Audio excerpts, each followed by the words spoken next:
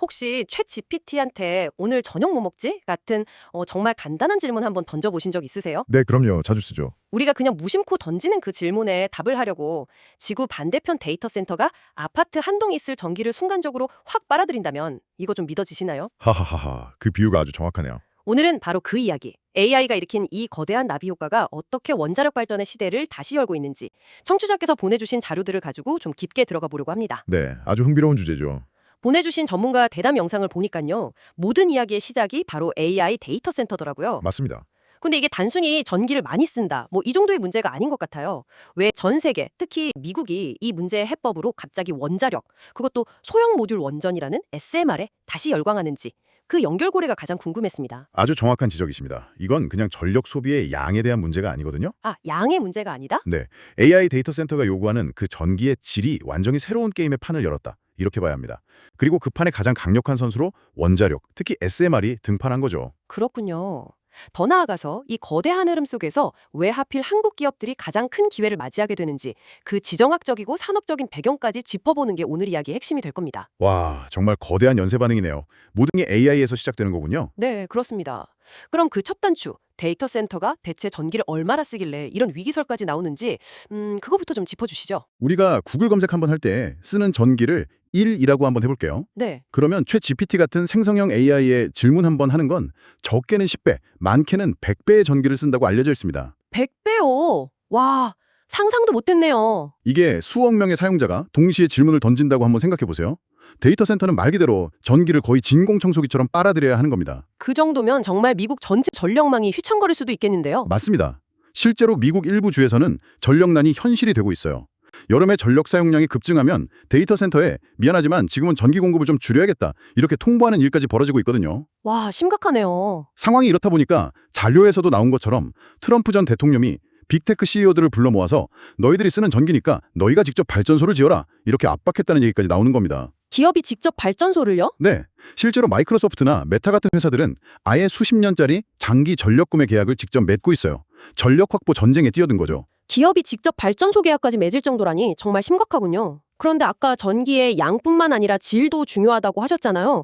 그건 무슨 뜻인가요? 네, 바로 여기서부터가 정말 중요한데요. 네. 데이터 센터 안에는 수십만 개의 아주 민감한 반도체 칩이 24시간 내내 돌아가잖아요. 그렇죠. 이 칩들은 아주 일정한 주파수에 정말 깨끗한 전기가 공급되어야만 안정적으로 작동을 해요. 아, 주파수요? 네. 만약에 이 전기의 주파수가 미세하게라도 흔들린다. 그러면 마치 연주 중에 오케스트라 박자가 틀어지는 것처럼 시스템 전체가 오류를 일으킬 수 있고요. 최악의 경우엔 그 비싼 반도체 장비가 그냥 영구적으로 손상될 수도 있습니다. 아, 그러니까 그냥 불만 안 꺼지면 되는 수준이 아니라 아주 예민한 귀빈 모시듯 최고급 전기를 대접해야 하는 거군요. 정확합니다. 바로 그겁니다. 그런데 태양광이나 풍력 같은 신재생 에너지는 좀 치명적인 약점이 있죠. 아, 날씨에 따라서요. 맞아요. 해가 가려지거나 바람이 멎으면 발전량이 그냥 널뛰기를 하잖아요. 이걸 안정적인 주파수로 바꾸려면 어마어마한 규모의 에너지 저장 장치 ESS가 필요한데 아직 기술적으로나 비용적으로 한계가 명확하죠. 그렇군요. 반면에 원자력 발전은 어떻습니까? 외부 환경하고 상관없이 1년 365일 정말 흔들림 없이 일정한 주파수의 고품질 전기를 대량으로 뿜어낼 수 있거든요. AI 데이터 센터 입장에서는 이보다 더 완벽한 파트너는 없는 셈이죠. 그렇군요. 양과 질을 모두 만족시키는 해결사로 원자력이 다시 소환된 거네요. 그렇죠. 그런데 왜 기존의 그 크고 웅장한 그런 거대한 원전이 아니라 하필 소형 모듈 원전, SMR이 대안으로 떠오르는 건가요? 작게 만들면 오히려 비효율적인 거 아닌가요? 그게 바로 몇 년 전까지의 통념이었습니다. SMR, 즉 스몰 모듈러 리액터는 말 그대로 공장에서 규격화된 모듈을 찍어내서 현장에서는 레고 블록처럼 조립하는 방식인데요. 아, 레고 블록처럼요? 네, 과거에는 규모의 경제에 밀려서 주목을 받지 못했죠. 하지만 시대가 바뀌었습니다. 기존 대형 원전의 약점을 생각해보면 SMR이 왜 지금 각광받는지 명확해집니다. 대형 원전의 약점이요? 어떤 것들이 있을까요? 우선 너무 오래 걸립니다. 한국처럼 세계에서 가장 빨리 짓는 나라가 인허가부터 완공까지 12년, 프랑스는 심지어 20년이 걸리기도 해요. 20년이요? 네, AI 시대의 속도를 생각하면 너무 느리죠. 둘째, 너무 위험 부담이 큽니다. 후쿠시마 사태처럼 한 번 사고가 나면 그 피해는 국가적인 재앙이 되니까요. 그렇죠. 셋째, 너무 비쌉니다. 수십조 원이 드는 프로젝트라 웬만한 국가는 엄두도 내기 어렵습니다. 듣고 보니 그렇네요. 속도, 안전, 비용. SMR은 이 문제들을 다 해결할 수 있다는 건가요? 상당 부분 해결합니다. 건설 기간은 3년에서 5년으로 대폭 줄어들죠. 와, 엄청나게 줄어드네요. 네, 규모가 작으니까 사고 위험도 훨씬 적고 만에 하나 문제가 생겨도 통제하기가 용이합니다. 무엇보다 가장 큰 장점은요. 전기가 필요한 데이터 센터나 공장 바로 옆에 맞춤형으로 지을 수가 있다는 거예요. 아, 필요한 거 바로 옆에요? 네, 먼 곳에서 전기를 끌어올 필요가 없으니 송전탑을 세울 필요도 없고 중간에 사라지는 전기 손실도 막을 수 있어서 아주 효율적이죠. 발생하는 핵폐기물 양도 상대적으로 적고요. 빠르고 안전하고 효율적이다. 와, 이론상으로는 정말 완벽해 보이는데요. 그렇죠. 이게 아직 개념 단계에만 머물러 있는 건가요? 아니면 실제로 어딘가에서 만들어지고 있는 겁니까? 바로 그게 흥미로운 지점입니다. 미국의 뉴스케이 파워라는 회사가 이미 규제를 다 통과한 소위 3만 뜨면 되는 3.5세대 SMR 설계도를 가지고 있어요. 네. 그런데 아이러니하게도 이 회사는 아직 단 한 번도 실제 원전을 지어서 설치해본 경험이 없습니다. 그럼에도 불구하고 한국의 두산 에너빌리티에 핵심 부품 제작을 이미 발주한 상태입니다. 잠깐만요. 그건 좀 이상한데요? 설계도만 있고 지어본 적도 없는 회사가 어떻게 부품부터 주문을 하죠? 그렇죠. 그리고 이 완벽해 보이는 SMR에 어떤 함정이나 어려움은 없나요? 너무 장밋빛으로만 들리는 것 같아서요. 예리한 질문이십니다. 당연히 그림자도 있습니다. 뉴스케이 파워의 첫 상용화 프로젝트는 사실 비용 문제로 취소됐거든요. 아, 취소됐어요. 네, 세상에 없던 첫 번째 제품을 만드는 비용이 예상보다 너무 불어났기 때문이죠. 또 새로운 기술이다 보니까 규제 당국도 이걸 어떻게 안전 기준을 적용해야 하나 고심이 깊고요. 그럴 수 있겠네요. 그리고 아무리 작고 안전하다고 해도 우리 동네에 원자력 발전소가 들어온다고 하면 반가워할 사람은 많지 않겠죠. 대중의 수용성 문제도 여전히 큰 숙제입니다. 아하, 역시 현실적인 장벽들이 있군요. 그럼에도 불구하고 미국 정부가 SMR을 이렇게 강력하게 밀어붙이는 데는 그만한 이유가 있겠네요. 그렇습니다. 이런 어려움에도 불구하고 AI가 촉발한 전력 위기가 너무나 시급하기 때문에 어떻게든 가야만 하는 길이다. 이렇게 판단하는 거죠. 네. 그런데 여기서 미국은 아주 근본적인 딜레마에 빠집니다. 최고의 설계도는 있는데 정작 이걸 지을 수 있는 사람이 없다는 겁니다. 설계는 되는데 시공이 안 된다. 이거 어디서 많이 들어본 얘긴데요. 반도체랑 비슷하네요. 정확합니다. 딱 그 상황입니다. 1960년대, 70년대 원자력 기술을 선도했던 건 분명 미국이에요. 하지만 쓰리마일섬 원전 사고 이후로 수십 년간 신규 원전 건설을 사실상 멈췄습니다. 그 사이 숙련된 기술자들은 모두 은퇴했고 새로운 인력은 양성되지 않았죠. 기술의 명맥이 그냥 끊겨버린 겁니다. 와, 최근에 조지아주의 보글이라는 대형 원전을 2기 지었는데 공사 기간은 하염없이 늘어지고 공사비는 눈덩이처럼 불어나서 거의 재앙 수준이었어요. 미국의 건설 능력이 예전 같지 않다는 걸 스스로 증명해버린 셈이죠. 상황이 그 정도였군요. 그럼 미국이 SMR을 대대적으로 짓기로 마음먹었을 때 누구한테 공사를 맡길 수 있을까요? 선택지가 진짜 많지 않을 것 같은데요. 맞습니다.